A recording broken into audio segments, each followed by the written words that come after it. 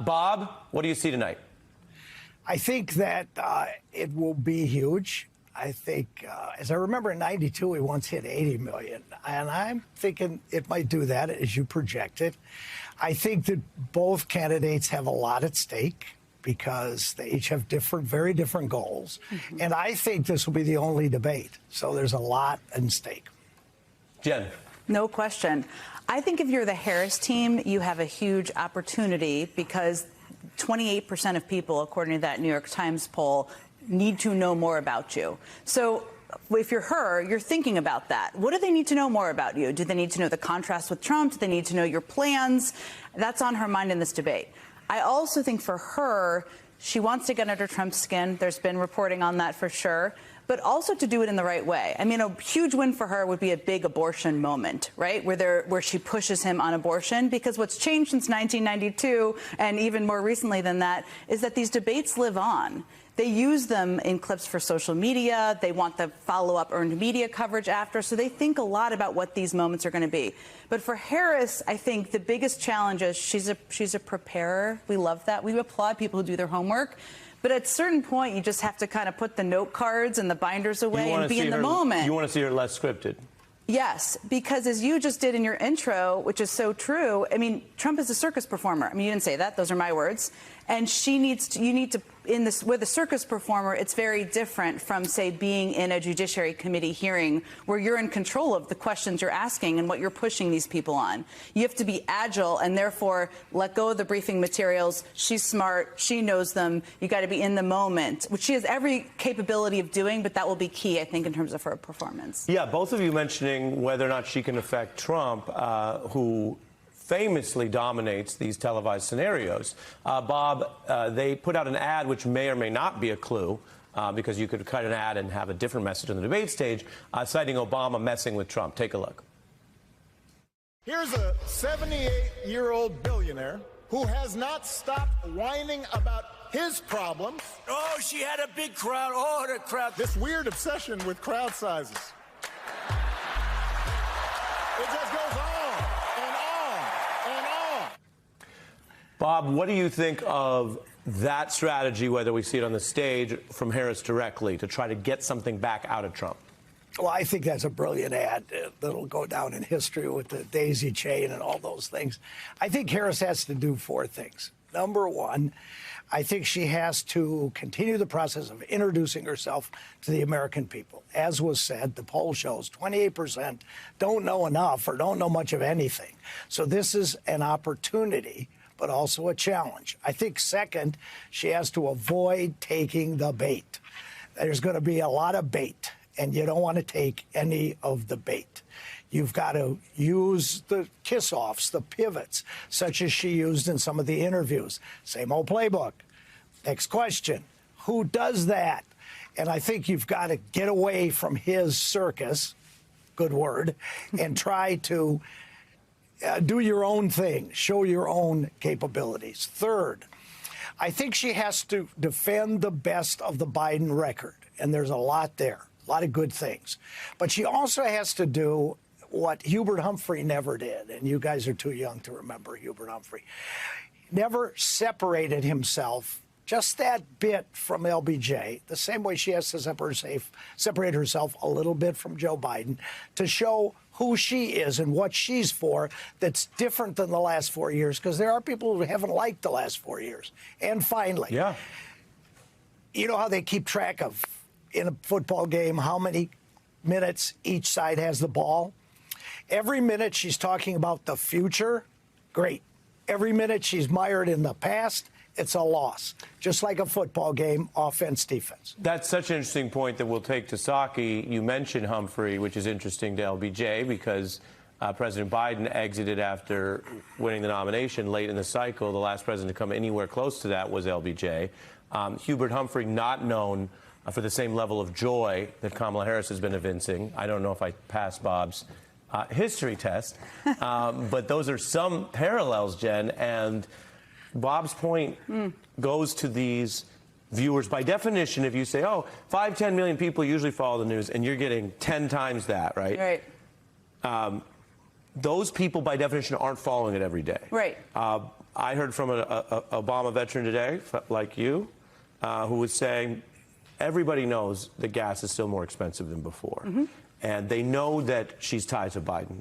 And you've left that post. You have that history. You're now independent here at MSNBC. But there are a lot of people who still look at the Biden-Harris thing and tie it to the uncertainty and economic malaise, and they're not that happy. How does she speak to them? This is about them, not about Donald Trump, even given all of his sins and now conviction. Yeah, well, first of all, she's gracefully done this to date, but it has not been on a debate stage. So to echo both of you, this is a lot harder to do that in terms of still hugging President Biden, who she was partners with, but she hasn't really posed some big differences quite yet. And in that same New York Times poll, 60% of people want to change. So that's a reality that's certainly on her mind.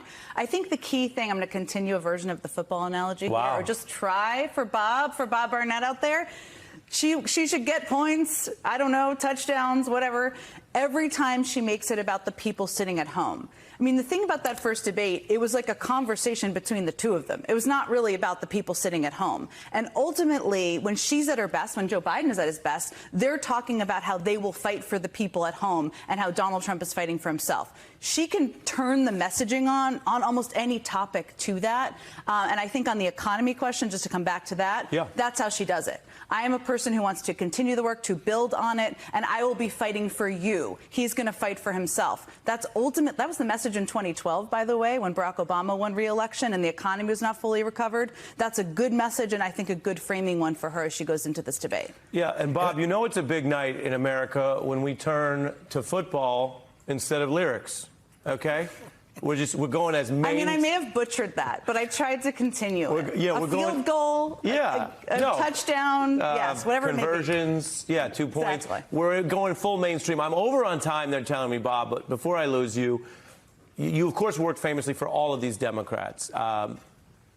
What grade do you give Donald Trump overall as an effective debater, if you're really being honest? I'm not talking about fair, likable. What grade? Because he has, in the Republican primary debates as well, been pretty effective.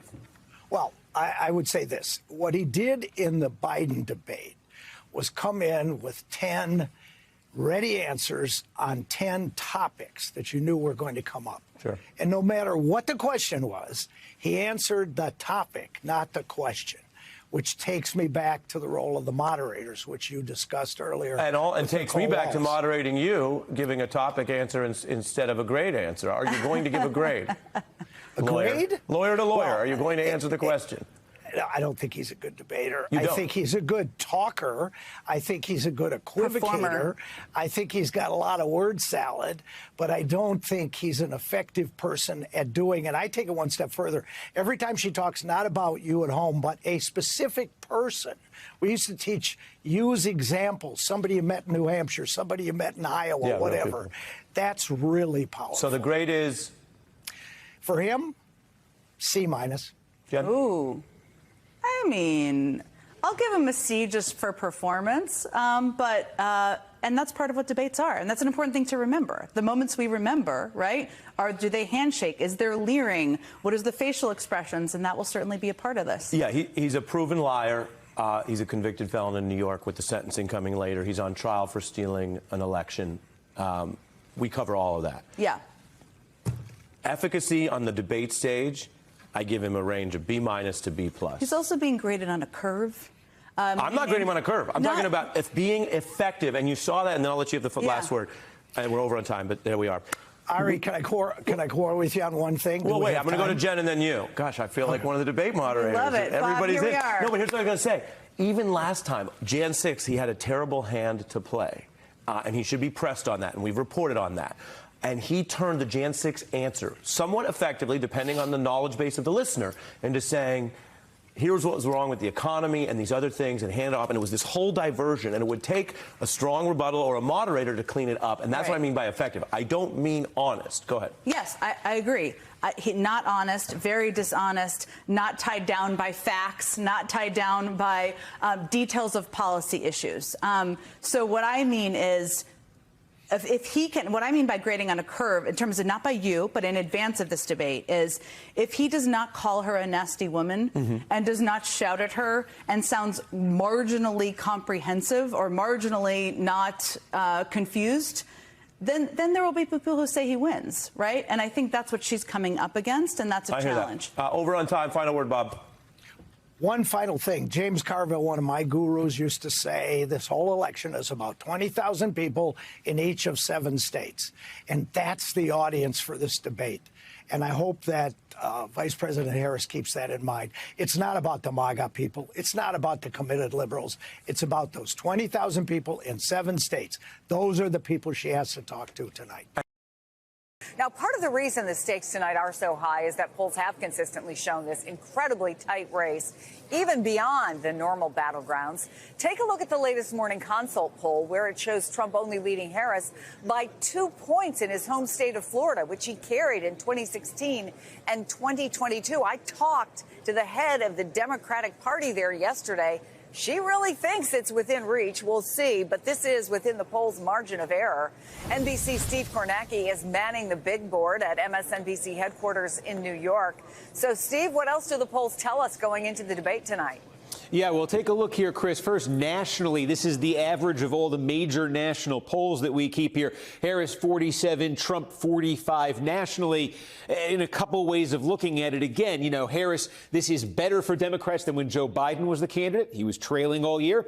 And this is better for Republicans, better for Trump than in his 2 previous presidential campaigns at this point. He was down much more in 2020 at this point against Joe Biden. He was down more at this point in 2016 against Hillary Clinton. And what hovers over all of this, Chris, is what we saw in 2016. Hillary Clinton, the Democrat, wins the popular vote. Donald Trump wins the Electoral College. And what we almost saw in 2020, again with a disconnect there, Joe Biden winning the popular vote handily in 2020, Donald Trump coming this close to winning the Electoral College. And so the question for Democrats is, even if Kamala Harris is leading in the national polling right now, is that enough of a buffer when you get down to the states that are actually going to decide the path to 270? Now, these are what we consider the core 7 battleground states here. And again, this is our average of the polls in those states. And yeah, I mean, the headline, no surprise, is they're extremely close here. You know, 1.5 in Arizona, 0.5 point in Georgia, 1.7 in Nevada, a tie in North Carolina.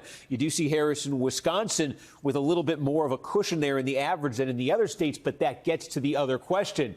There's the popular vote Electoral College disconnect that we saw in 16 and 20 with the question of, does Donald Trump have a bit of an advantage in the Electoral College again? Could he win the Electoral College while losing the popular vote? But the other one is the polls in these battleground states. We saw them miss badly in some places in 2020, also 2016. And the places where they missed the worst, Wisconsin was the biggest miss of 2020. It overstated Democratic support the most. Same thing happened in 2016 for that matter. Michigan was another pretty substantial miss in 2020. Again, overstating Democratic support, understating Trump support. It's the polling misses that we've seen these last 2 elections really have not been evenly spread out. We're not seeing the same miss in every state. It's a lot more geographically, a lot more demographically specific. It seems in the last 2 elections that you talk about blue-collar white voters without college degrees, without 4-year degrees. That's becoming a very pro-Trump constituency,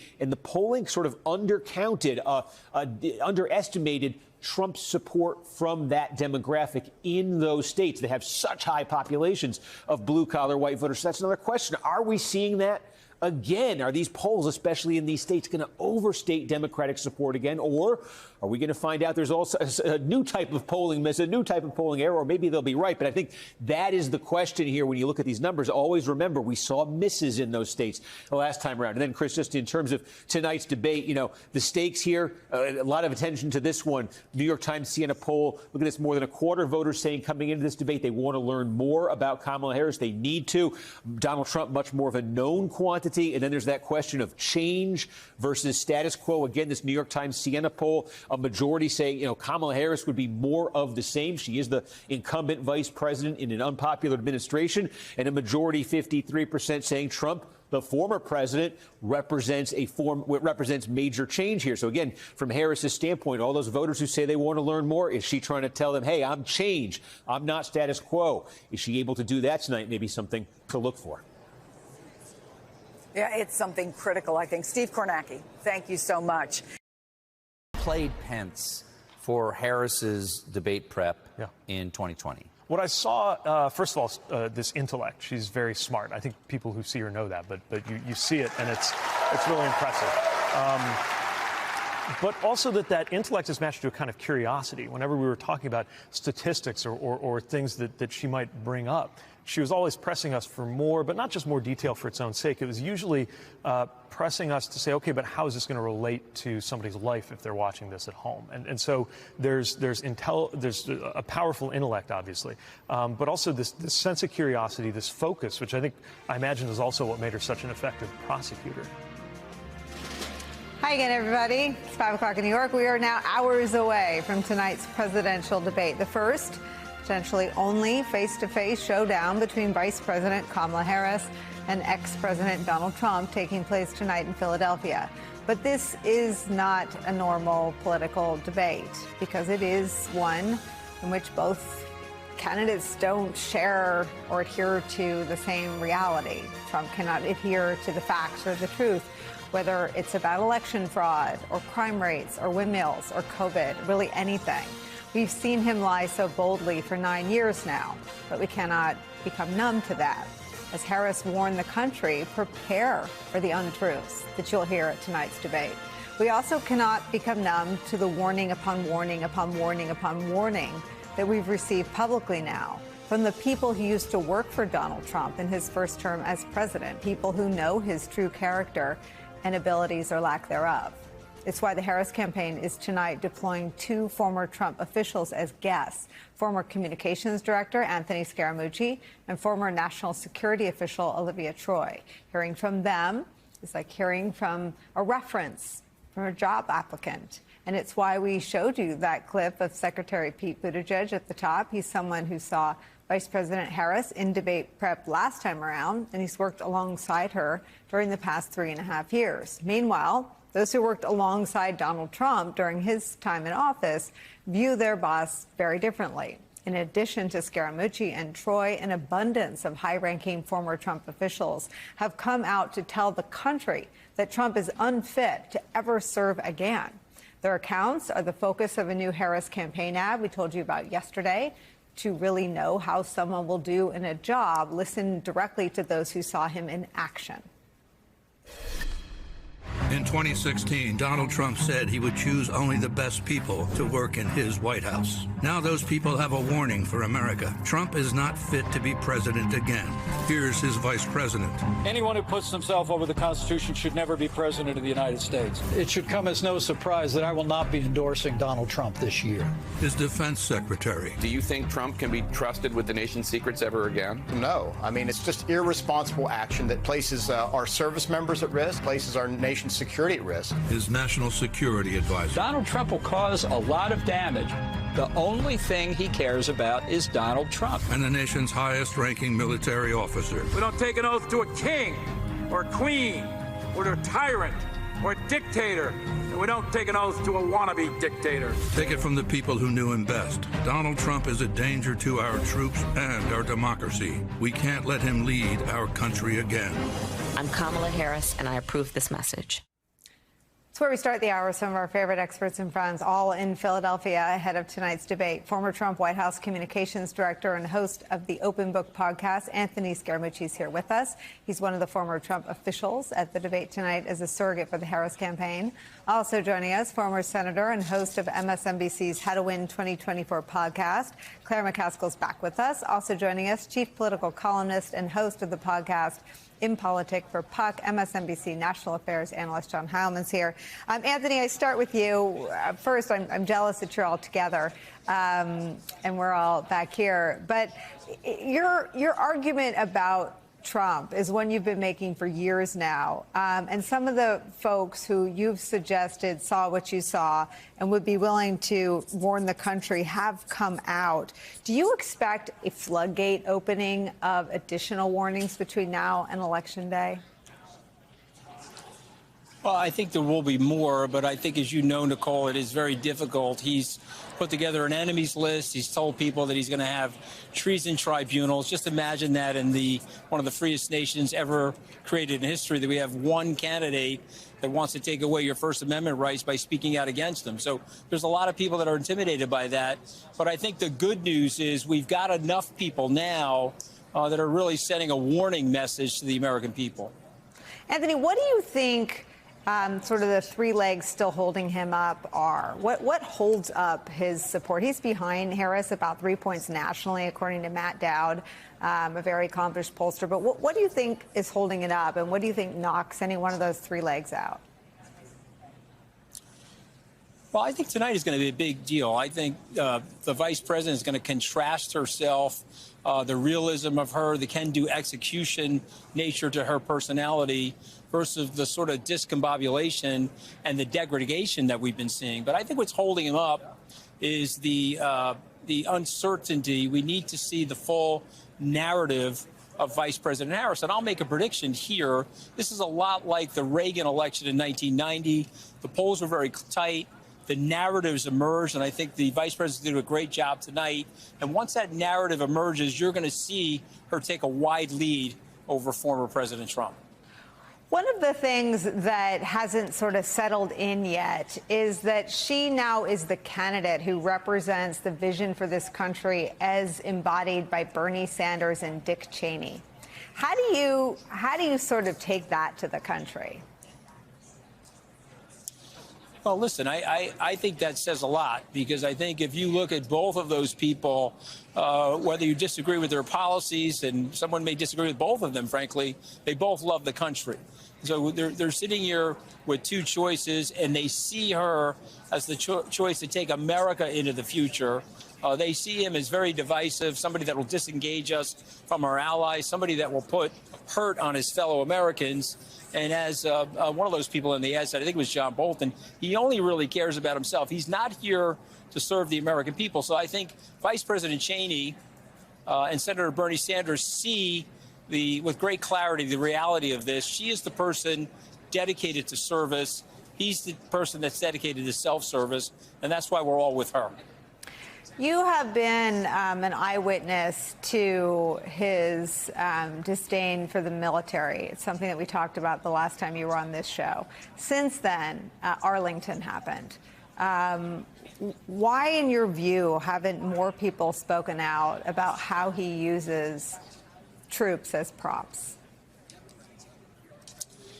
Well, a lot of the military leaders, including H.R. McMaster, who I've seen on the MSNBC air and wrote a great book, which is a warning sign about President Trump, they feel that they need to separate the military from the civilian political process. And so I think it's hard for them. We tried to push them back in 2020. They said no. These are people like General Kelly, a personal friend, or Secretary Mattis.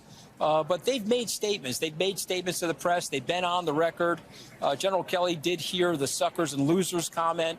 And, of course, General Kelly himself is a Gold Star family member, him and his wife, Karen. And so it's quite disheartening to hear President Trump talk like that.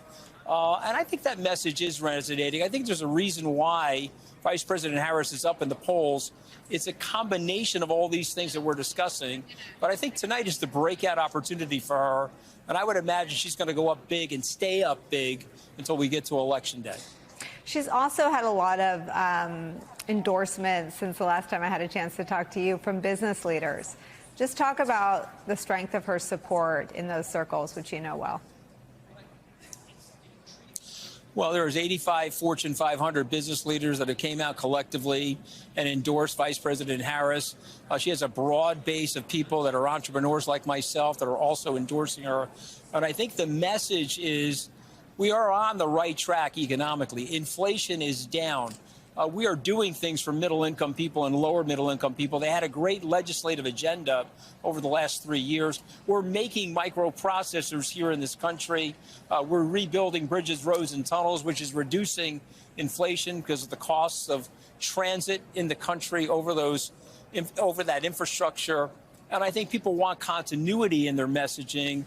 And they know that she's pro-growth. And I'll just point out Goldman Sachs, my former employee where I spent 7 years there coming out of law school, they compared and contrasted these economic plans, and they were resoundingly and objectively, nonpartisan, objectively in favor of her plan. More jobs, better growth, higher income for middle-class families.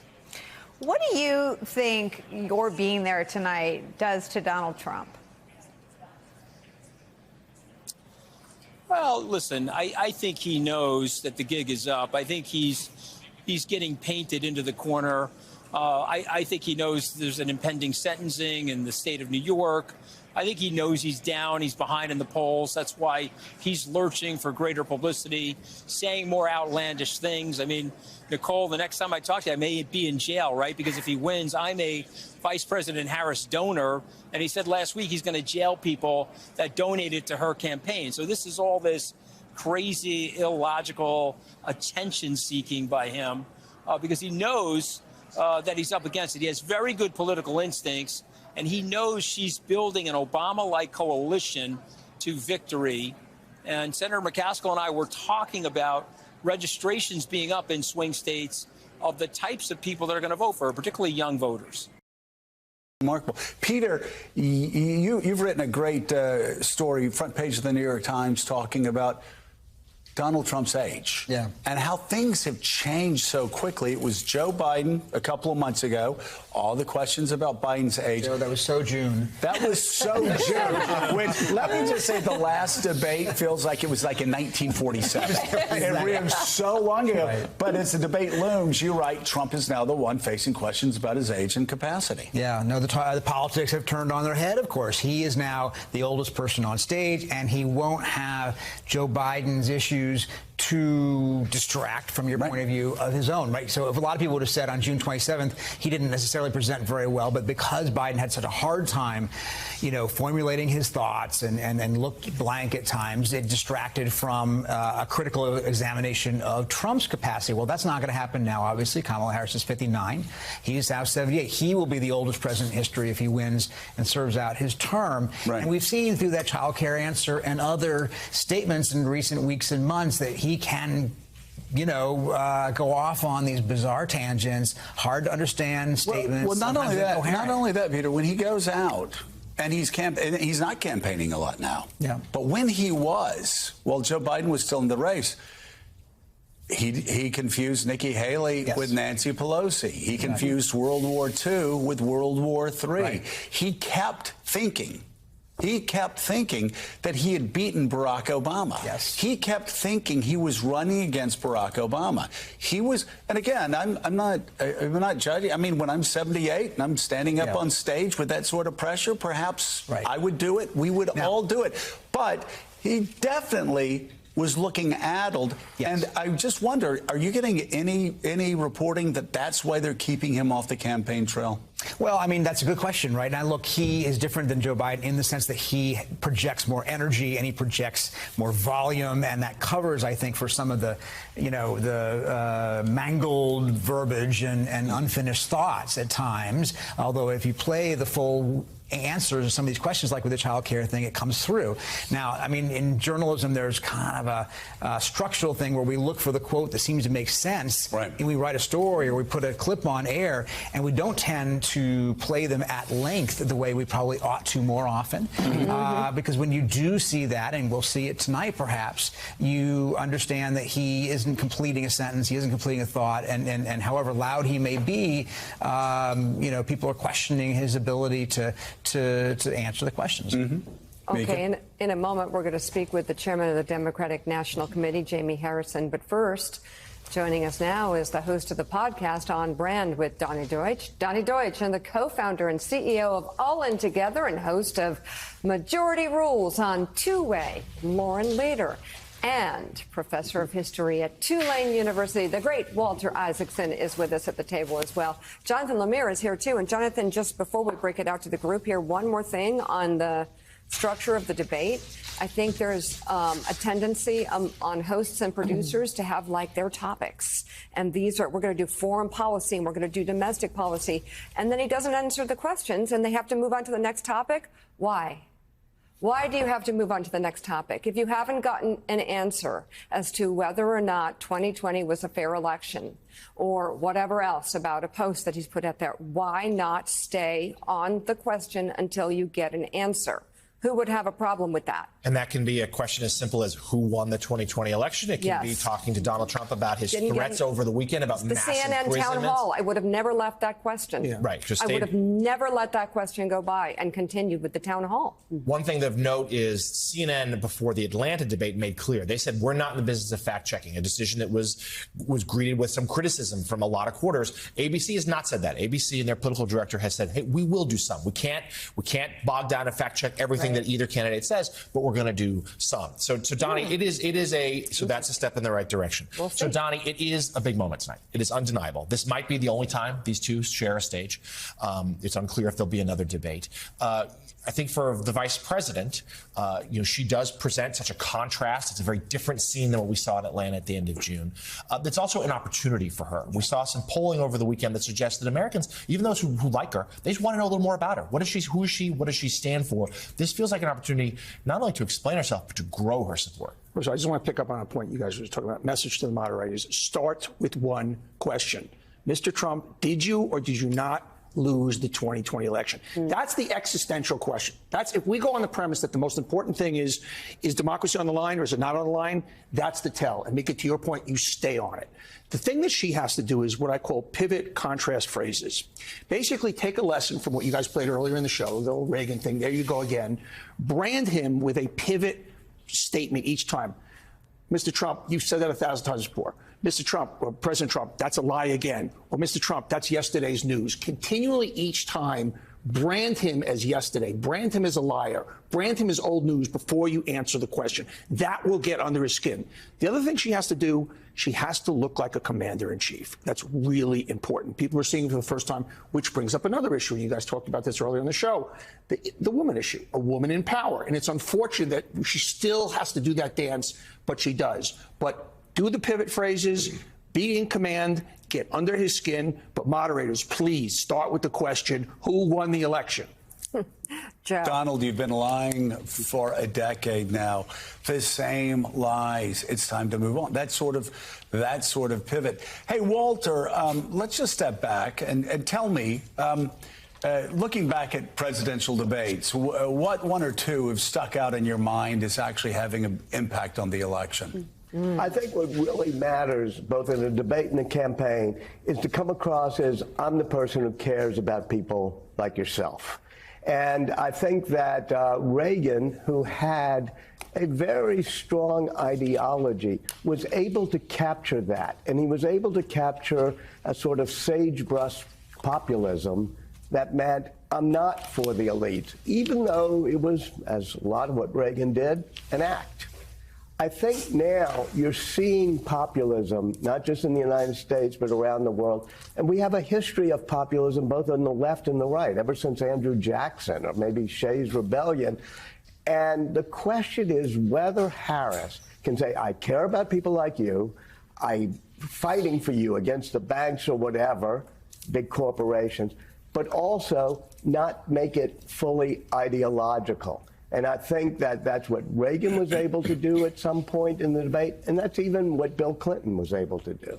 Yeah, Shays' Rebellion. Somewhere a bell just rang for John Meacham. He woke up from slumber. It's going to start telling Keith about Shays' Rebellion. Exactly. Let's bring it right now. Chairman of the Democratic National Committee, Jamie Harrison. Jamie, what are the keys tonight? Well, listen, it's interesting listening to your conversation about Trump, because just because you're loud and crazy doesn't mean you're lucid and competent, right? This is a guy who is unhinged. I mean, who could talk about the price of bacon and win energy in one sentence, who could talk about sharks and electric motors. I mean, this guy is not Hannibal Lecter. Yes, he's not all there, and we need to start treating him like he's not all there, and that's dangerous to this nation.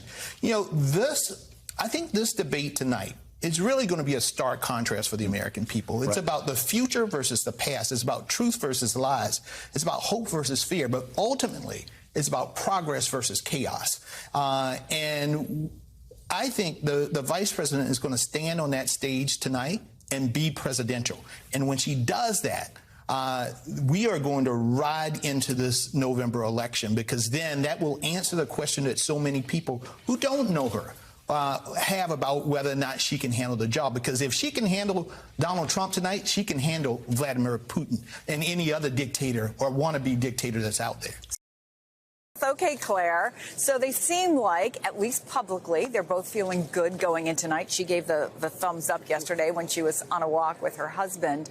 So I talked to a lot of grassroots folks over the last couple of days and asked them what's keeping you up at night about this debate, because they all think she's going to do well. She's the prosecutor. But several of them said that Trump may just dominate, that he may so overwhelm the stage that it will be tough for her to get her point across. What keeps you up?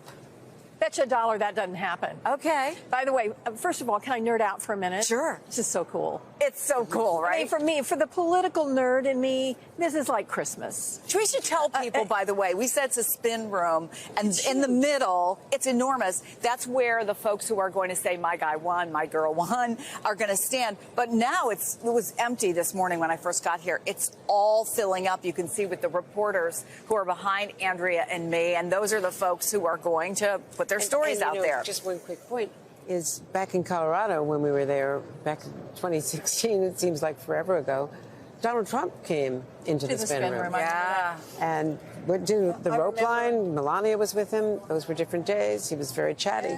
Yeah. And by the way, I used to be the one there spinning for presidential candidates. I'm glad to not be doing that tonight. I'll be able to focus on the debate. Much happier you're here. Well, thank you very much. Listen, there's no better training ground for a debate than a courtroom. Speaking from experience, you never know what's coming at you in a courtroom. When you're the prosecutor and you're handling the case, you don't know what that witness is actually going to say.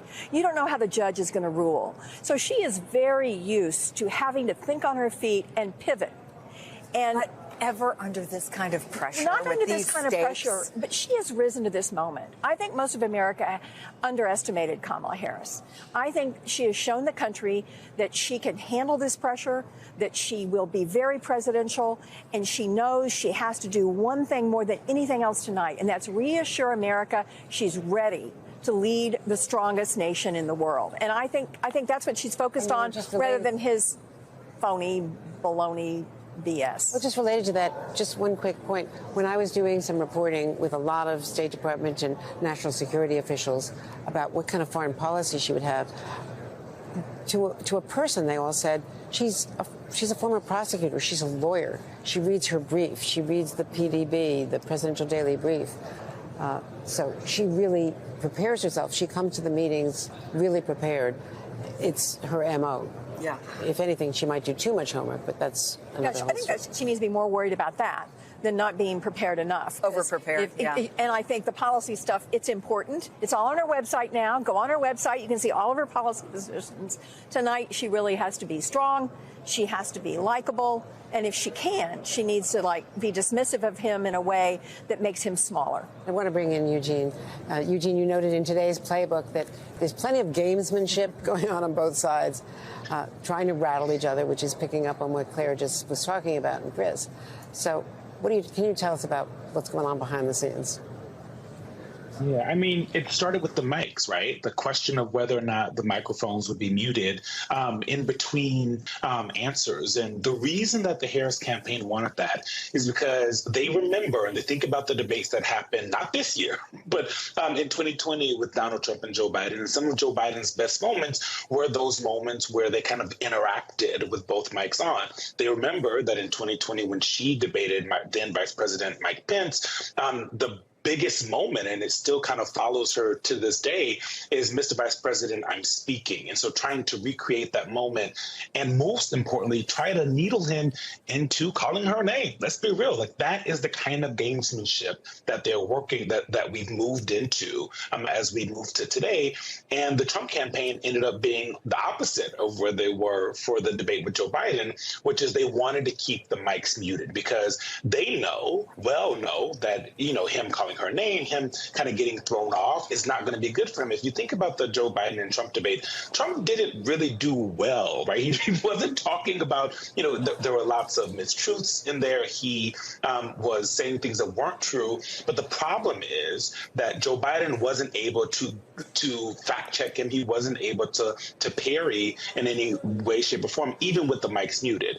I think that Vice President Harris is going to have a different opportunity. She's not going to have that issue. And the question of preparation and discipline on the stage for both of these candidates is going to be really important for Donald Trump, whether or not he is able to kind of stay where his campaign wants him to stay and talk about those policy positions that Vice President Harris may have evolved on, her campaign would say, over the years since she was a candidate in 2019 or even a senator and now.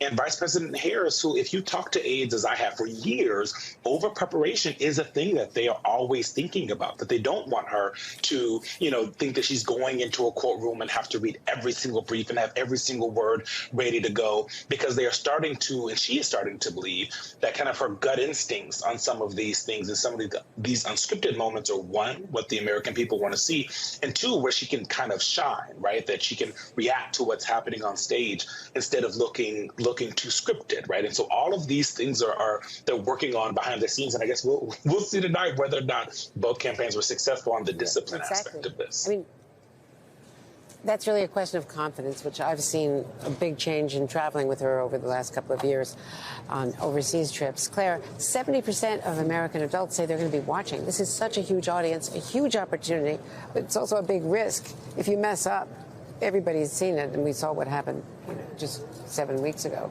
If anybody believes that Donald Trump is going to be a new, different Donald Trump, they haven't been paying attention. And if he is himself, then that 70% of registered voters are going to be reminded why it was so chaotic and why they really were not happy during the Trump presidency.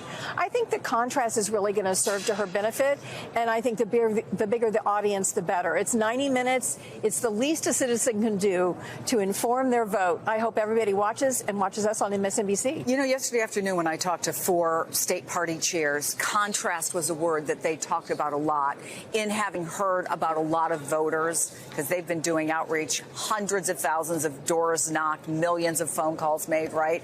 And people want to get a measure of her. I think there was a little bit of surprise, at least among a couple of them, how many people who are Democrats whose doors were knocked on said, I don't really know that much about her. They want to see, can she command the stage? Can she stand up to Donald Trump? And what does that tell them about, could she stand up next to a foreign leader? This is a moment for her to say, I got this. And I think she has an opportunity to remind America that Donald Trump didn't stand up to Putin. He wants to capitulate to Putin. Donald Trump didn't stand up to Xi. Donald Trump didn't stand up to Kim Jong-un. They had a love affair through letters while he was president. So she has an opportunity to say, hey, we know he's not going to stand up to the bad guys in the world, but I can and I will, because I believe in the national security of our country, that we stay with the good guys in the world, our allies, and not the bad guys.